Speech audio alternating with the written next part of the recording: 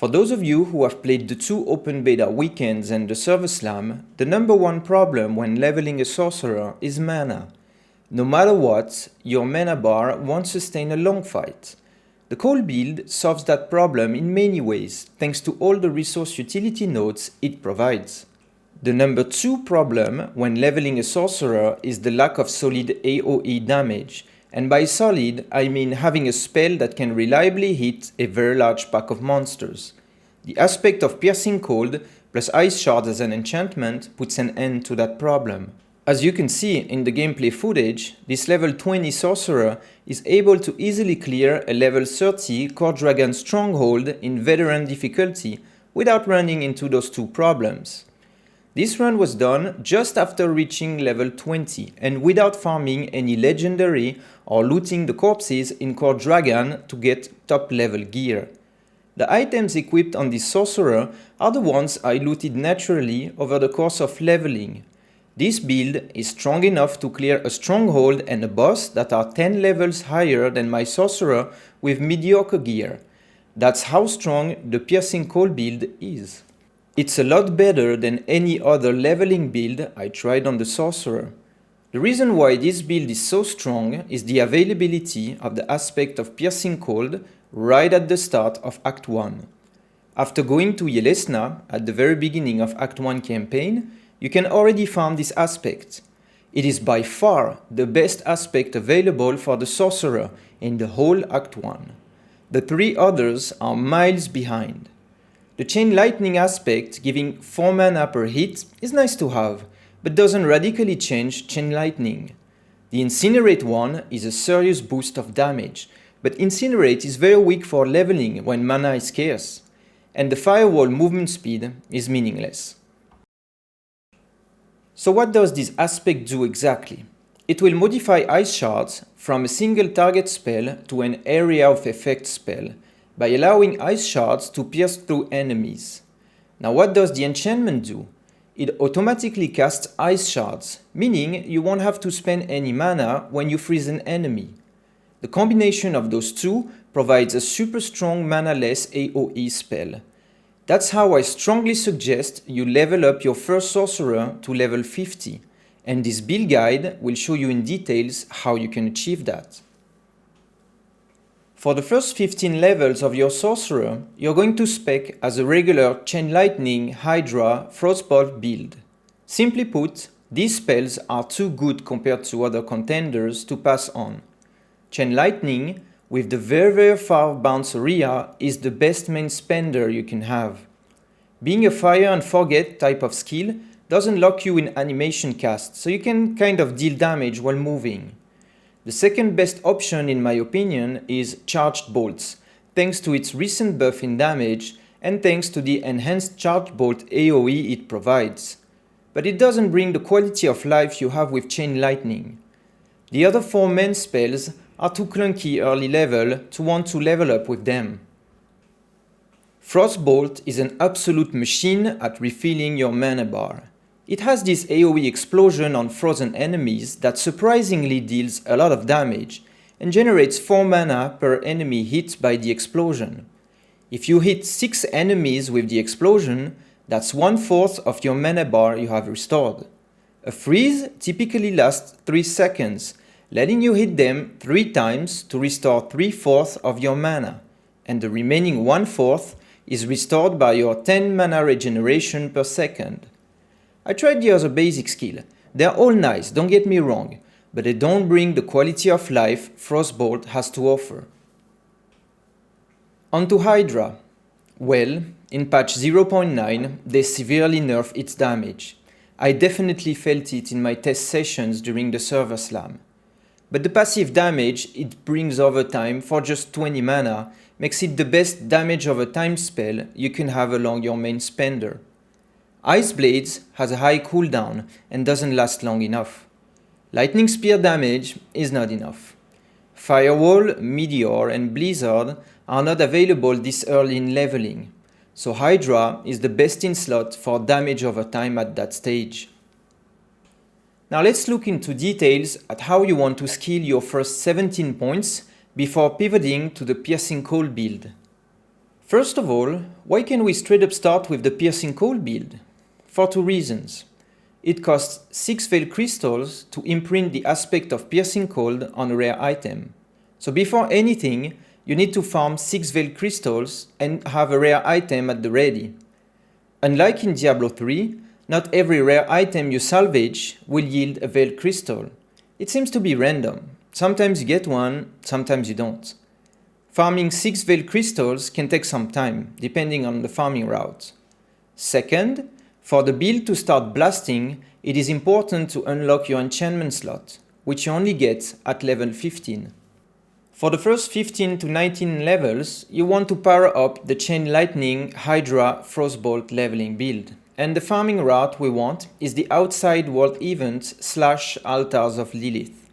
This farming route is great for your first character, because it will unlock all Act 1 altars for all your future characters. On a side note, if you're planning to level up a Sorcerer as a second or third character and will already have unlocked all altars, I will make a separate video about the best leveling route for Sorcerer alts. So I really suggest you subscribe to the channel and stay tuned for other high quality guides. Trust me, there's gonna be plenty. Back to our leveling. At level 2, you want to grab Arclash because it hits the hardest and it hits multiple enemies. At level 3, get Enhanced Arclash, and at level 4, grab Chain Lightning. Make sure you are level 4 before fighting the first boss, Exfal, the Scarred Baron. Having access to a core skill makes the fight a lot faster. At level 5, you want to respec a bit. Swap Arclash for Frostbolt and get both the Enhanced and Glinting Frostbolt to be able to generate mana with your basic spell. Level 6 and level 7 get respectively Enhanced Chain Lightning and Greater Chain Lightning to increase the skill's DPS. Level 8 grab Teleport for mobility. And level 9 get Frost Nova. Now that's when things will get very interesting. Frost Nova will give you the ability to refill your mana bar. On a large pack of mobs, cast Chain Lightning until you deplete your mana.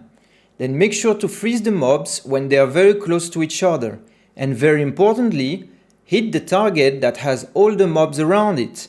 You want the explosion to splash on as many enemies as possible to get 4 mana per enemy hit by the explosion.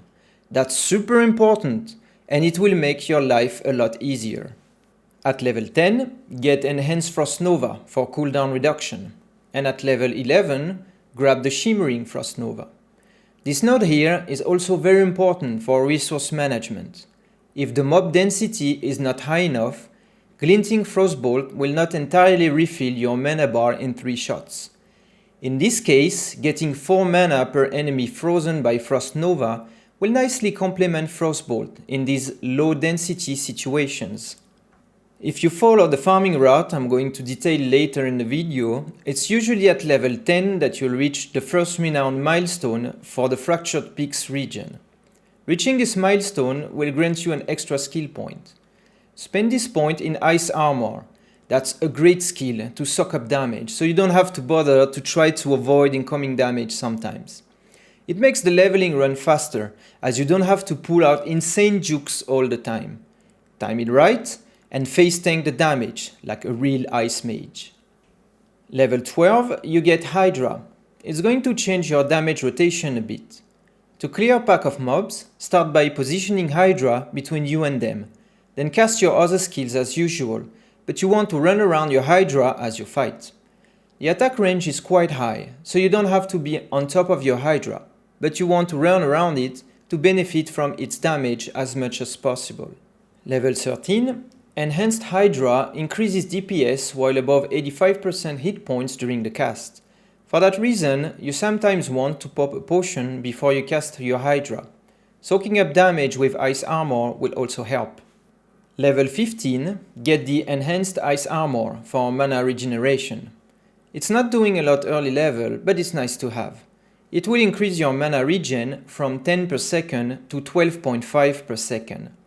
That's not much, but it sometimes gives you the 5 mana you are missing to cast a spender at the right time. Most importantly, it will prevent you from hearing this annoying voiceover, I lack the needed mana. At level 15, you want to start the enchantment quest, and you'll likely complete it at level 16 or 17. So those are the last points you'll skill up before pivoting to the Piercing Cold build. 16, you get Shimmering Ice Armor, and 17, you grab Align the Elements for a bit of defense. If, at this stage, you still don't have the 6 Veil Crystals to imprint the aspect of Piercing Cold, you want to assign Teleport to your first enchantment slot. It will give you a nice mobility boost to finish farming those pesky RNG dependent Veil Crystals. You will assign point 18 and point 19 in Mana Shield to get 10% damage reduction. Do not make the cardinal mistake of allocating more than 1 point in your damaging spells. At this stage of the game, you will only get a few percent additive damage per point. That's very little. It is a lot better to spend it on utility nodes instead. This is a very common mistake you want to avoid. You'll boost the skill damage later on, don't worry, especially when you can pair it with +1 to skills from your gear. Alright, now that we've covered where to spend skill points, let's dive into the farming route.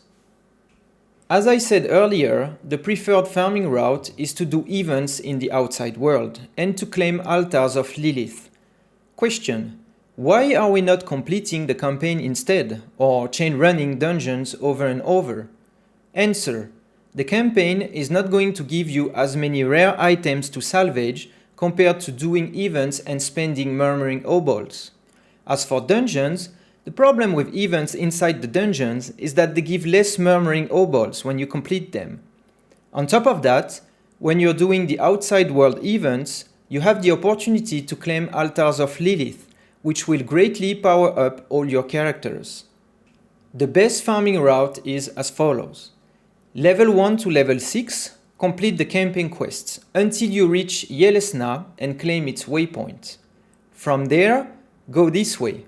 Claim 2 altars, complete the Dead Man's Dredge dungeon and clear this event. Teleport to Yelesna and start run number 2. With this event, those 2 altars, Margrave waypoint, this event here, and the altar there. Now run number 3. From Kiovashad, go northwest. 1 event, 2 altars, clear the Nostrava stronghold to claim its waypoint, and the altar over there. After run number 3, you should be level 14 and a half.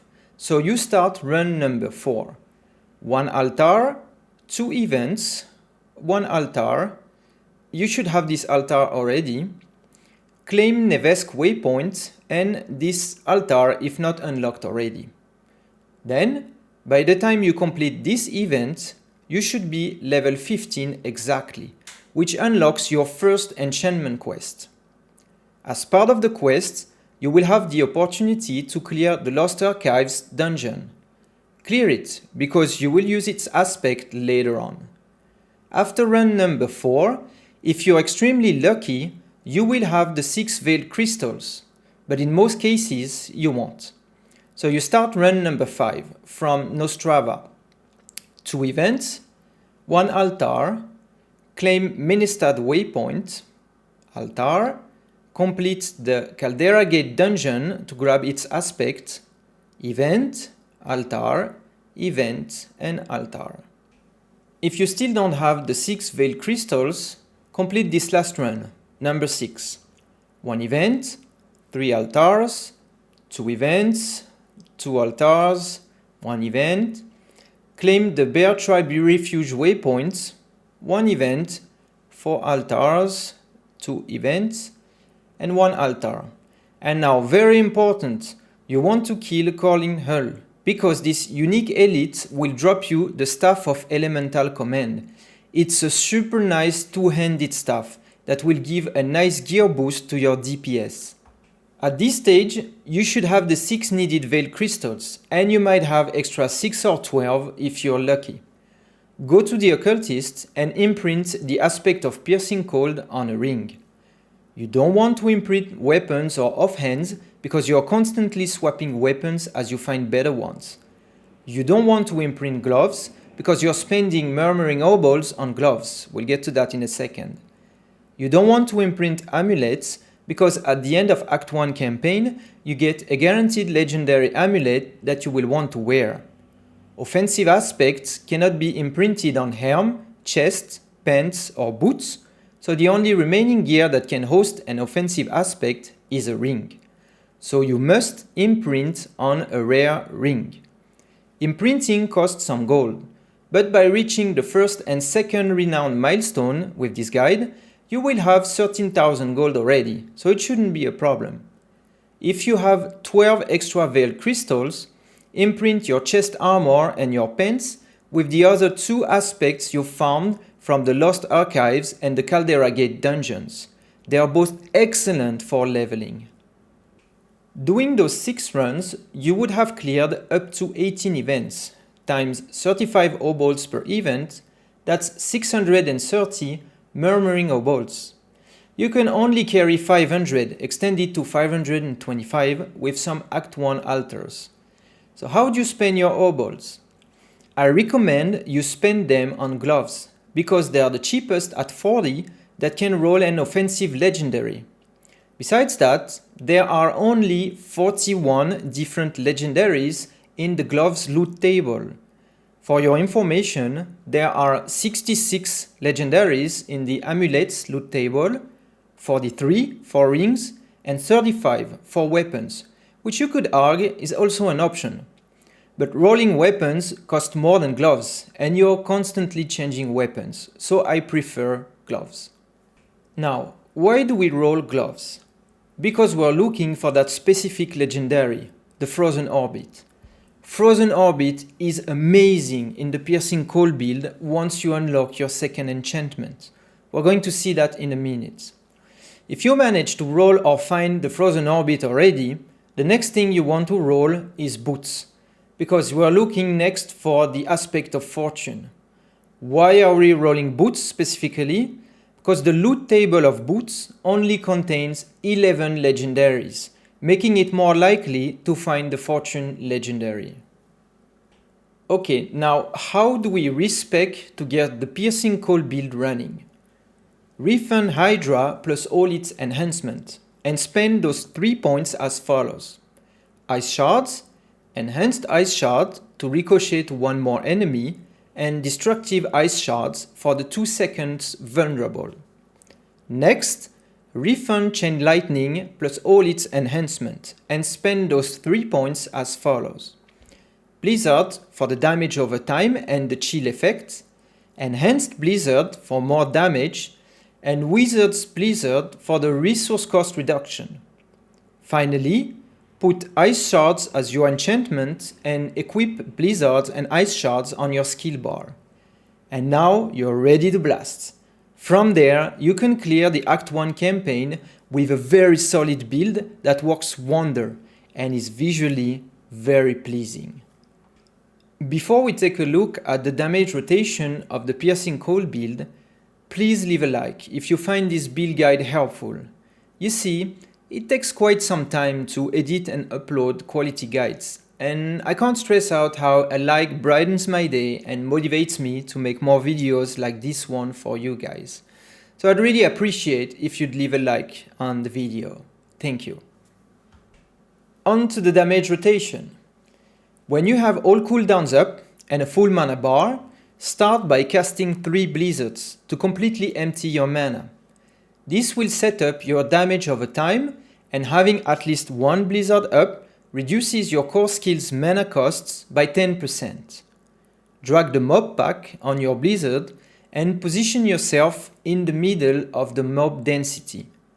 You can use evade to move to that sweet spot. You want to hit as many enemies as possible with Frost Nova. If you think you will take some hits while positioning yourself, pop Ice Armor. Not only will it protect you, but it has a chance to freeze the attacking enemies. Freezing the pack will refill your mana bar and will autocast 1 Ice Shard per enemy per second. Each Ice Shard will ricochet to 1 more target, and each shard will pierce up to 3 enemies. Manually cast ice shards on the enemy that has the highest hit points pool to make it vulnerable. It can be an elite or a very thick monster. Do this until you empty your mana. The insane AoE will clear all the trash mobs, leaving only the elites alive if any. Alternate between Frostbolt and Ice Shards to finish the elites.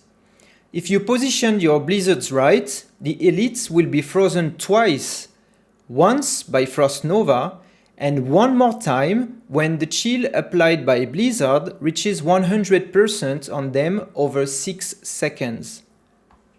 Now let's look at the second use case. If Frost Nova and Ice Armor are on cooldown, apply damage to the pack with Blizzard, Frostbolt and a few Ice Shards. This should clear the trash mobs. For the remaining elites, the chill applied by Blizzard and Frostbolt should freeze them at some point. Since they are frozen, Blizzard will deal more damage to them, Ice Shards will autocast and deal more damage to them, and Frostbolt will guarantee an explosion on them, generating 4 mana per enemy hit. This will allow you to have the resources to manually cast Ice Shards to finish them off. Those are the two use cases you're going to face. Frost Nova was nerfed to the ground in patch 0.9, with its cooldown being more than doubled, so you really need to learn how to fight without it. How to freeze enemy with the chill from Frostbolt and Blizzard. Speaking of Blizzard, when you start your damage rotation, you want to cast either 1, 2 or 3 instances of it, depending on the size of the mob pack. If you're fighting, let's say, around 20 monsters, cast it 3 times. If it's 15 monsters, cast it twice, or if it's less than 10 monsters, cast it once only. This is because the mana generated by Frost Nova depends on the number of monsters being frozen, giving 4 mana back per enemy.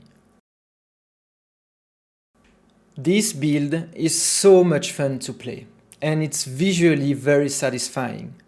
And this is only on a level 20 character. It gets even better as you continue to level up. On that front, let's see how we are going to allocate our next skill points. Level 20, put a third point in Mana Shield for the 15% damage reduction. 21 and 22, grab Enhanced Teleport and Shimmering Teleport for the 30% damage reduction after using Teleport. At 23, get Protection for a short shield after using a cooldown. This will ensure higher uptime of the aspect of Fortune that you should hopefully have by now. 24 and 25, grab Permafrost and Hoarfrost for more conditional damage. Reaching level 26 is quite interesting. You'll have to respec a little bit. Get Frigid Breeze for mana on lucky hits against vulnerable enemies. Remove the points in Mana Shield, Enhanced Teleport and Shimmering Teleport and put those 3 points in Precision Magic to immediately make the most out of your recently acquired Frigid Breeze. In case I didn't make it clear enough before, mana is everything on the Sorcerer. 27 and 28, put 2 more points in Frigid Breeze. 29 and 30, take back Enhanced Teleport and Shimmering Teleport. Now you're level 30, another great milestone reached. Your priority is to complete the second enchantment quest to make Frozen Orb your second enchantment. Once done, you should respec a little bit. Remove 1 more point in Mana Shield and remove the last 2 points you put in Enhanced Teleport and Shimmering Teleport. Put those 3 points in Frozen Orb, Enhanced Frozen Orb and Greater Frozen Orb. Make Frozen Orb your second enchantment and you don't need to equip it in your skill bar. By just doing the damage rotation explained a few minutes ago, for every non-basic skill you cast, there is a 20% chance that a Frozen Orb will be automatically cast. And the cherry on the cake is that those Frozen Orbs will auto-seek their targets. The auto-seek part is amazing. Normally, Frozen Orb is kind of clunky to manually cast because you have to be at a certain distance to make the most out of the skill, to have enemies hit by both the expelled shards and the explosion. The auto-target is fantastic. Now let's look at what makes Frozen Orbs so great in the Piercing Cold build. Having gambled the aspect of Frozen Orbit makes every orb explode 3 times. That's 3 triggers of the 9% chill, and more importantly, that's 3 triggers of the 5 mana per frozen enemy hit. Did I mention that mana was everything on the Sorcerer? At level 31, 32 and 33, put back those points in Mana Shield, Enhanced Teleport and Shimmering Teleport. Level 34 is another super important milestone where you get to unlock your key passive, Avalanche. Just like Frigid Breeze, it makes your lucky hits on vulnerable enemies help on the resource management front, while boosting your damage at the same time. At this stage, you really want to gamble or try to loot the aspect of Frozen Memory. Level 35, take back Mana Shield. Level 36, 37, 38 and 39, you'll get some nice to have utility nodes. Icy Veil, but more importantly, Cold Front, giving you a multiplicative increase on the chill applied by Blizzard, Frozen Orb and Frostbolt. The next 19 points will be assigned to increase your damage. 4 points in Blizzard, 4 points in Ice Shards, 4 points in Frozen Orb. 2 points in Hoarfrost, 2 points in Permafrost, and 3 points in Icy Touch. This is how you will spend all the points for a level 50 Sorcerer, having claimed all renowned skill points from the 5 acts in the campaign. In the description field of the video, you're going to find a few planners that will give you all the information you need at several stages of your leveling session. Use them wisely. Now let's round up this build guide with a few miscellaneous tips and tricks. Level 10, 20 and onwards, it is very important to upgrade your potions at the Alchemist. At the Blacksmith, you have the possibility to upgrade your items up to 3 times. Don't do it until you're swimming in gold and have some gear you will want to keep for a long time. Save your gold to extract aspects and imprint them, as it is very gold intensive. Don't socket your gear at the jeweler until you have a lot of scattered prism farmed from world bosses, and have some gear you will want to keep for a long time. Don't reroll affixes at the Occultist until you have some gear you want to keep for a long time. Once again, save the gold for your aspects. If you made it that far into the video, it probably means you've enjoyed the content. If that's the case, please say something nice in the comment section to boost the YouTube algorithm so that many more Nephilims like you can benefit from the high quality content. Subscribe to the channel for more tutorials and stay tuned for the clan announcements. Don't play alone, join the clan so that you are the one farming PvP in parties of 4 clan members. I'll see you in Sanctuary, Nephilim.